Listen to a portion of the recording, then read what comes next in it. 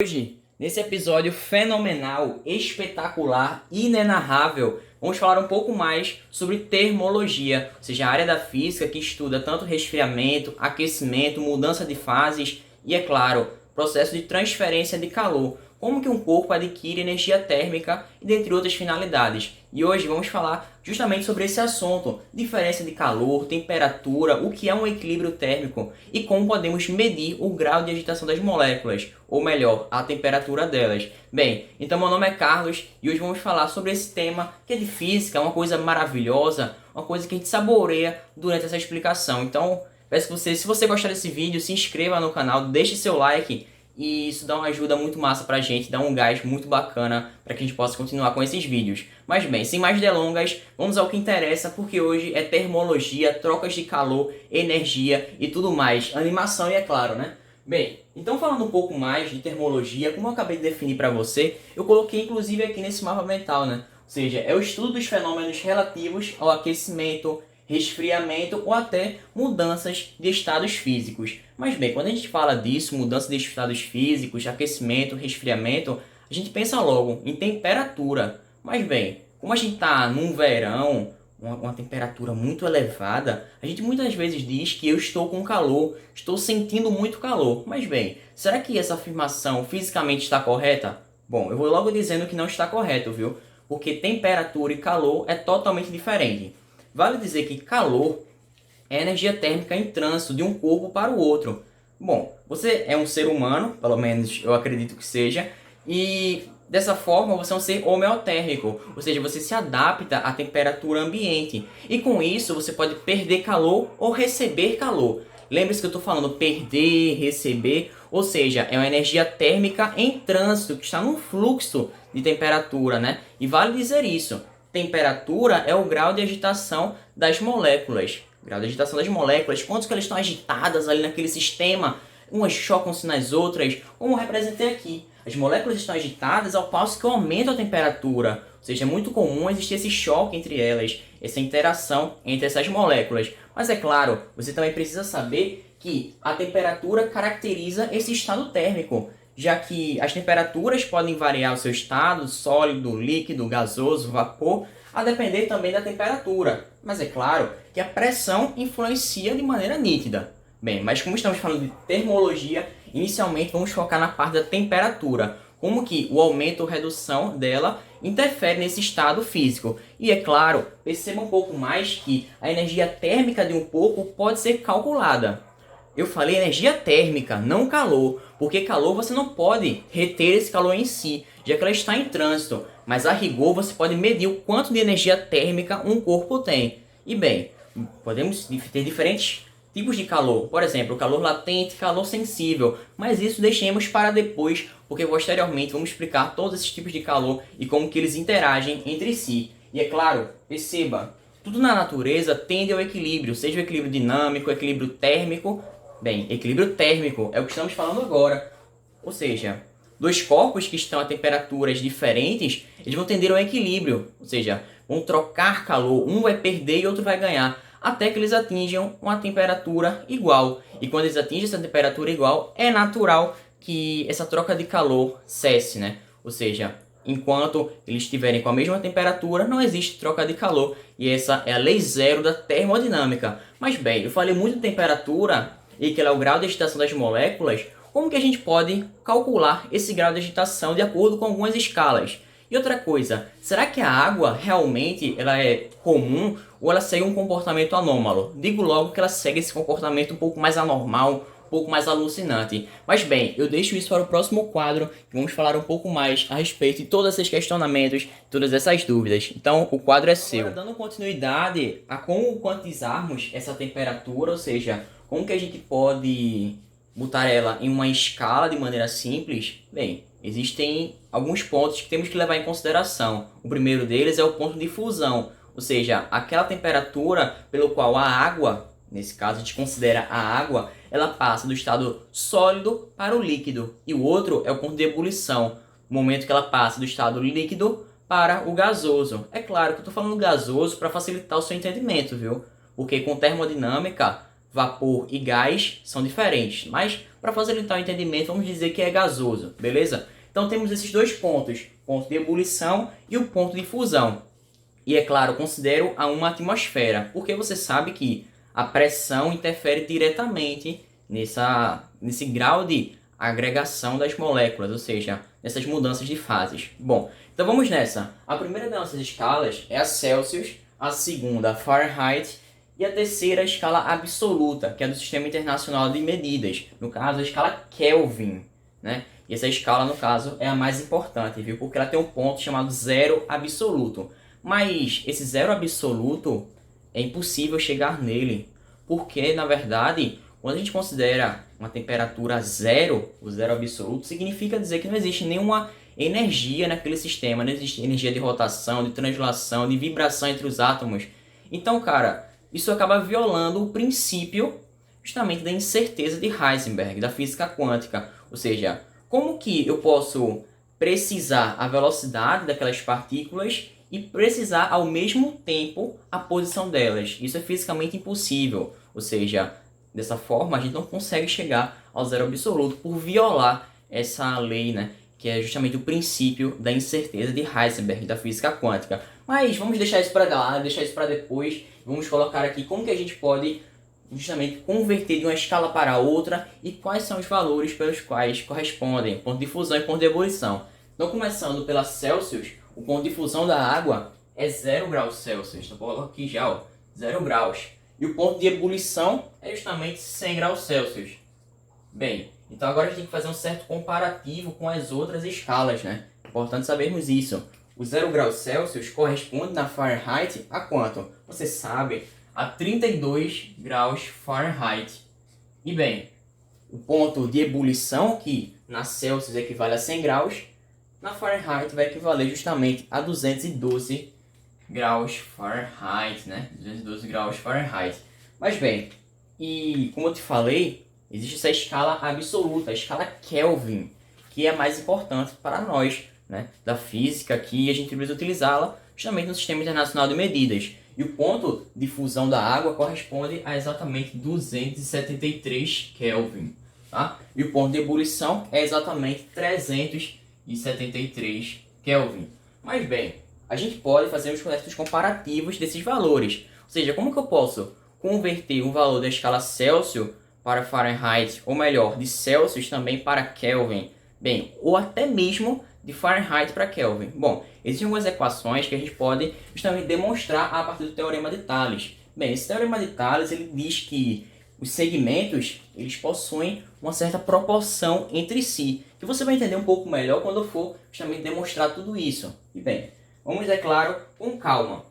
Antes de tudo, antes de a gente aplicar o Teorema de Thales, temos que passar uma linha cortando todas essas escalas. Por quê? Isso vai ser o nosso padrão para sabermos justamente como podemos comparar uma escala a outra.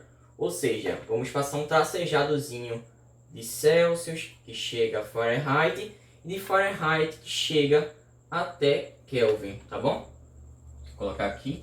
Beleza, Kelvin, Fahrenheit, Celsius. Beleza. Agora, o nosso caso é simples, porque eu vou fazer um comparativo orelhinha, orelhão, para ficar bem tranquilo, bem simples, bem fácil de se entender. Ou seja, eu vou comparar esse segmento menor aqui com um segmento maior, né? Segmento menor, que vai de C até 0, segmento maior, que compreende 100 até 0. E como eu falei, o Teorema de Thales, ele demonstra essa proporcionalidade entre os segmentos. Então é simples, basta aplicarmos esse teorema e sairmos convertendo de uma escala para outra. Aí você escolhe qual você quer começar. Eu vou começar do mais simples, né? Ou seja, de Celsius para Fahrenheit. E veja que é bem tranquilo fazer essa conversão. Primeiramente, eu tenho que ver qual o segmento menor, ou seja, Celsius menos 0, né? Ou seja, C menos 0 dividido por quem? Por 100 menos 0, que é o segmento maior, né? De 100 menos 0, beleza. É igual ao quê? Aí eu já observo a próxima escala, porque a comparação da primeira já acabou. Então, agora a nossa lógica é observarmos e fazer o mesmo fato para Fahrenheit. Ou seja, o primeiro segmento é F menos 32. Então, eu venho aqui e já coloco F menos 32. E abaixo, no segmento maior, é a distância entre dois 212, ou seja, também conhecido como 212, até 32 Fahrenheit. Nesse caso, a subtração de 212 menos 32 vai ser justamente 180 graus, beleza? E agora fica simples, por quê? É só simplificar as nossas expressões que vamos achar de maneira simples e prática o valor correspondente de uma escala para outra. Bom, quando eu subtraio qualquer número de zero, não interfere em nada, absolutamente nada no que eu vou achar aqui. Então, fica simples dizer que eu posso apagar, né? Apagar esse menos zero, que eu fiz só para você entender antes de tudo, né? Quando eu chegasse na tora e dizer que simplesmente simplifica, coloca o zero, que não importa, né? Eu tenho que colocar ao passo a passo, né? E agora, observando os denominadores, podemos perceber que eles podem ser simplificados. Essa simplificação pode ser feita, por exemplo, dividindo ambos por 20. Se eu dividir os dois denominadores por 20, né? Eu tenho C sobre quem? Sobre 5 é igual a F menos 32 sobre quem? Sobre 9. E agora já tenho a equação de conversão de Celsius para Fahrenheit, ou de Fahrenheit para Celsius, você que escolhe. Bom, então aqui está a nossa primeira equação. Como você pode perceber, ó, eu não precisei decorar nada, somente aplicar o teorema de Thales de maneira tranquila e simples. Mas agora vamos fazer o mesmo processo de Celsius para a Kelvin, que é bem tranquilo, já que a variação é de 1 para 1. Você vai entender isso. Bom, então, aplicando novamente esse processo de Celsius para Kelvin, eu tenho C, que é o segmento menor, dividido por 100, que é o segmento maior, vai ser igual exatamente ao Kelvin, né? O que vai acontecer aqui nessa escala Kelvin, ou seja, o segmento menor, K menos 273, dividido por quem? Por 373 menos 273, que é o segmento maior. E essa subtração equivale exatamente a 100. Ou seja, 100 está aqui, beleza? Temos um 100. Bom, e agora, você sabe, você está bem tranquilo, você está paciente, você está feliz. E agora, ó, você vê 100 e 100 nos denominadores. Você pode simplesmente simplificar. Simplifica que melhor fica. Ó. 100 morre com 100. E agora você tem perfeitamente como converter Celsius para Kelvin ou de Kelvin para Celsius.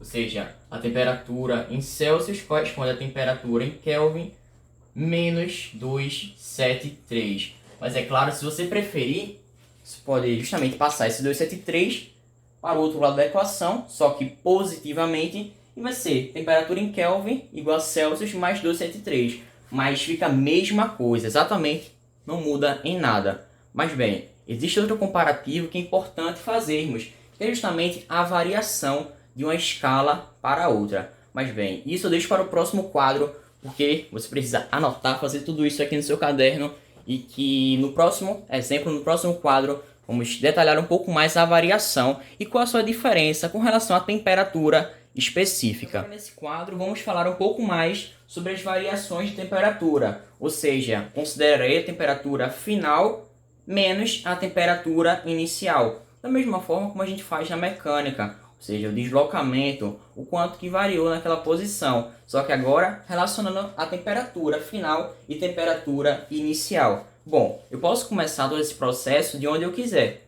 mas como eu te falei, eu vou do mais simples, no caso, a escala Celsius, em que eu posso variar, por exemplo, do ponto de fusão, que é 0 graus, até 100 graus, que corresponde ao ponto de ebulição. E como você pode perceber, eu saltei de 0 até 100. Portanto, a minha variação vai ser de 100 graus. E olha só, se eu fizer o mesmo processo na escala Fahrenheit, ou seja, saindo do ponto de fusão até o ponto de ebulição, de maneira simples, de 32 graus Fahrenheit até 212 graus, eu vou também fazer outra variação, ou seja, fazerei o mesmo salto. E essa variação aqui será de quanto? De 180 graus Fahrenheit. Bom, então perceba que a variação em graus Celsius corresponde justamente a um certo valor de variação Fahrenheit. Bom, então para que a gente possa elucidar um pouco mais de maneira específica, eu posso colocar assim, ó, a variação de Fahrenheit corresponde justamente à variação em Celsius vezes um certo valor. E como você pode perceber, ao passo que eu aumento 1 grau Celsius, eu aumento 1,8 Fahrenheit. E assim sucessivamente. O tanto que, quando eu vario de 0 até 100, e de 32 Fahrenheit até 212 Fahrenheit, é a mesma coisa, já que eu variei 100 na escala Celsius e 180 na escala Fahrenheit. Dessa forma, para cada variação de 1 grau na Celsius, eu tenho a variação de 1,8 graus na Fahrenheit. Ou seja, fica tranquilo agora acharmos que essa variação em Fahrenheit corresponde à variação em Celsius vezes 1,8. E note que eu não estou considerando, né, esses valores finais, valores iniciais especificamente. Estou falando da variação entre eles, tá? É bem diferente da equação de conversão em si, né? Ou seja, temos aqui variação em Fahrenheit igual a variação em Celsius vezes 1,8. Mas bem, para a gente calcular um pouco mais a temperatura, podemos fazer essa medição de maneira indireta. Percebemos, por exemplo, o volume, o comprimento, principalmente, porque esse comprimento está relacionado com o termômetro. E podemos perceber essa relação através de uma função afim, por exemplo. E nesse caso, eu tenho no eixo Y a temperatura e no eixo X o quanto de altura que aquele termômetro, por exemplo, de mercúrio vai adquirir. E quanto maior essa altura, significa que, justamente, a minha temperatura está aumentando ainda mais, já que ele se baseia no processo de dilatação, beleza? Mas isso posteriormente vamos falar um pouco mais de dilatação e justamente como podemos achar a respeito do termômetro digital, que será inclusive o tema do próximo quadro. Esse termômetro digital que está relacionado com eletrodinâmica, mas de maneira simples, bem gostosinho, a gente vai responder. Bom, então de maneira clara, podemos perceber que o ponto A ele possui suas coordenadas, né? Assim como o ponto B.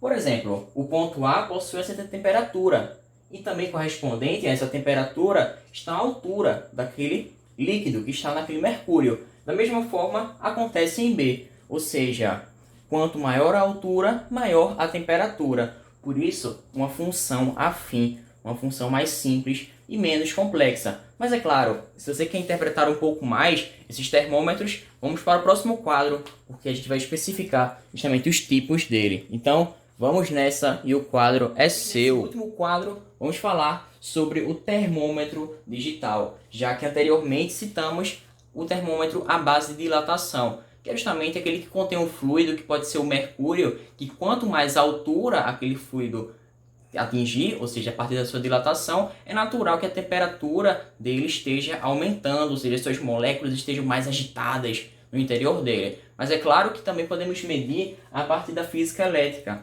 a partir do termômetro digital, em que podemos relacionar resistência, temperatura e a corrente elétrica que passa por todo aquele circuito elétrico. Mas bem, vamos com calma, que aqui existe um circuito e que nesse circuito ele tem diversos componentes, como por exemplo um amperímetro, uma resistência e até mesmo uma diferença de potencial. E que essa diferença de potencial é fundamental para a passagem de uma corrente elétrica. Você sabe que uma corrente elétrica é um fluxo ordenado de elétrons. Bem, esse fluxo ordenado é interessante para que saibamos um pouco mais sobre a temperatura e a resistência daquele sistema. Bom, veja bem, a temperatura está muito relacionada com a resistência desse circuito, porque ao passo que eu aqueço, por exemplo, um fio, é natural que ele aumente a sua resistência, e essa resistência diz respeito à dificuldade daquela corrente elétrica passar por aquele percurso. Por exemplo, quando eu aplico a diferença de potencial, é natural que essa corrente elétrica